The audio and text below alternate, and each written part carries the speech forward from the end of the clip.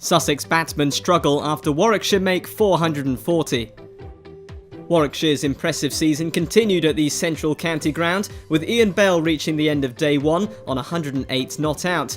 The Division 2 leaders looked to cut above Sussex, who would need a massive change in fortune to give themselves hope on day 2.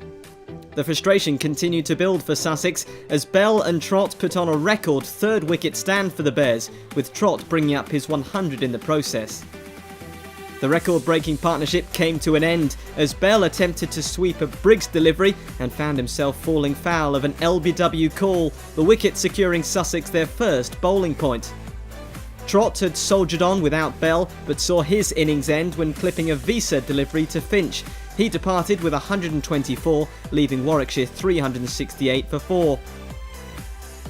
Wells was handed the ball for Sussex but was sent away to the boundary by Hayne as the visitors went past 400. Lunch arrived with Warwickshire 402 for 4 and Sussex seeing their faint hopes of promotion fading. The home side would have been happy in removing Bell and Trott but was still looking at a mammoth first innings for the Division 2 leaders. Having seen Bell and Trott make monster scores, it was now Hayne's turn as he brought up his 5th half-century of the season, sending Robinson away for 4. Hayne couldn't build any further as Robinson managed to nip one back in and remove the stumps, leaving Warwickshire 421 for 5. Knowing they would have to remove the lower order rapidly, Briggs made a good start, drawing a call of LBW against Ambrose. Archer was next up, steaming in and removing Barker's off stump as Warwickshire sat at 433 for 7. On the day he was announced as part of the England squad, Stone had an afternoon to forget, Archer sending him on his way for a 5-ball duck.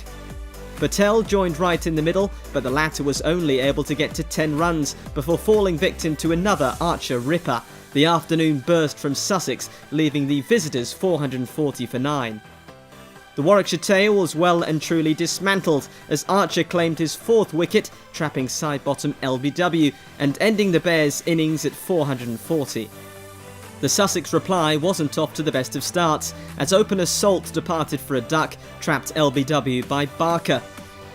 Barker struck again to claim figures of 2 for 2, this time drawing an LBW call against Brigg, the hosts 14 for 2.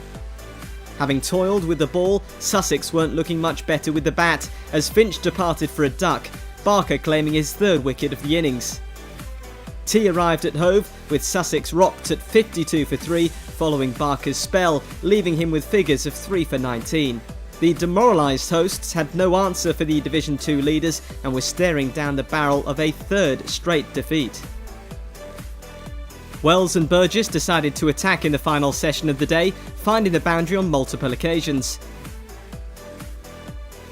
Stone was the man to stem the flow of runs as his pacey delivery evaded Burgess's bat, removing the off stump with Sussex 86 for 4. With a skip in his step, Stone claimed his 2nd wicket of the session. A delivery fired down leg side tempted a nibble from Wells that carried through to Ambrose behind the stumps. Brown and Visa were the men tasked with halting the flow of wickets and did so in a restrained fashion with the odd boundary. After a bright start to the evening, Stone was starting to struggle as Visa sent him to the boundary to bring up his half-century off just 77 deliveries. Brown followed Visa's lead with a 4 of Barker to claim a 50 of his own. It was the last meaningful action of the day as stumps were called with Sussex 224 for 5.